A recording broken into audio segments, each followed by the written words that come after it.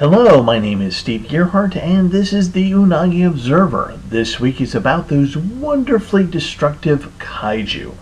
As a kid, I watched the big monster movies like King Kong and Godzilla. I even used to watch Ultraman imports on Channel 20 back in the day. Then the big monster movies were left behind as I developed interests in other things. So of course it would be fitting that Otaku and Mystery Science Theater 3000 would bring back my old love of monster movies, known as Kaiju movies.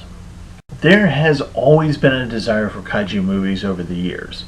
It seems each generation spawns either a new look on an old movie like Godzilla, or they come up with something new like Pacific Rim. But where did Kaiju actually come from? Let's start with the actual word Kaiju. Initially, kaiju was simply a generic term for folklore monsters in Japan. They didn't have to be big, they just had to be monsters. It was actually a reference to an ancient text called Shanghai Qing, or Classics of Mountains and Seas, that came from the Han Dynasty in China. Many believe that it had been written even earlier. Shanghai Qing was a compendium of mythical places in China and the creatures that dwelled there. Some were small or human-sized, and others were the giant-sized monsters. Eventually, as Japan retreated from isolation and opened itself back up to the world during the Meiji Restoration in the late 1800s and early 1900s, the word kaiju had a more scientific meaning to it. It was used as a generic term for dinosaurs as well as a way to describe foreign folklore monsters. Otherwise, kaiju as a word had very limited use. It wasn't until 1933 that kaiju was used to term a giant monster portrayed in a film, and the first film kaiju wasn't Japanese but American. It was used to describe King Kong, the giant gorilla. In 1933, King Kong was actually very innovative technically and very thought-provoking. The problem for the Japanese was that in the 1930s, stop-motion animation was very expensive, and with the war effort, most films were propaganda pieces that supported Japanese expansion and the superiority of Japanese culture. The kaiju movies would have to wait. And it wasn't until 1954 that Japan made its first real kaiju movie, the world-famous Godzilla. Godzilla was one of the movies that ushered in Japan's golden age of film, and Godzilla would also come to hold the record for longest continuing franchise in cinematic history. The Godzilla movie did two things. First, it created a worldwide thirst for kaiju movies all over the world. Many countries tried their hand at kaiju movies. Even Denmark made a kaiju movie called Reptilicus.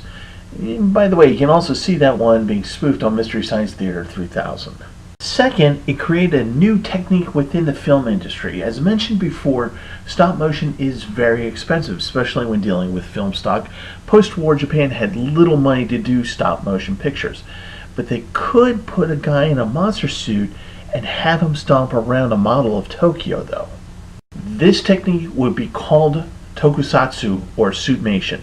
While there's puppetry and other model animations involved, largely speaking, it was suitmation that became the main technique to portray Godzilla. There were two principal actors for Godzilla, Haruo Nakajima and Katsumi Tezuka. They were chosen for the simple fact that they were both strong enough to move around in a monster suit that weighed in at 220 pounds. Suitmation has lasted well into today's movies and shows. Once, suitmation was used to create thrillers like Godzilla, but now they're used in kid shows like Power Rangers. But now most kaiju movies are now CGI'd. But speaking of updating suitmation, there is an upcoming newly animated take on an old tokusatsu favorite. It's called Ultraman. I've been watching more and more kaiju movies lately, old and new. It's really good stuff. Give it a try. And also, if I'm successful with model kits, as I mentioned in a previous episode, I may even make a kaiju short video, and I really want to do that. And who knows, it might be good. But in the meantime, go find a kaiju movie and enjoy it. And that is it for this week. And just to let you all know, the last video of the 2018 season for the Unagi Observer will be coming up after Christmas. If you enjoyed this video, please hit the like button. If you like what I do here on this channel, please subscribe to the channel. I'd love it if you did that.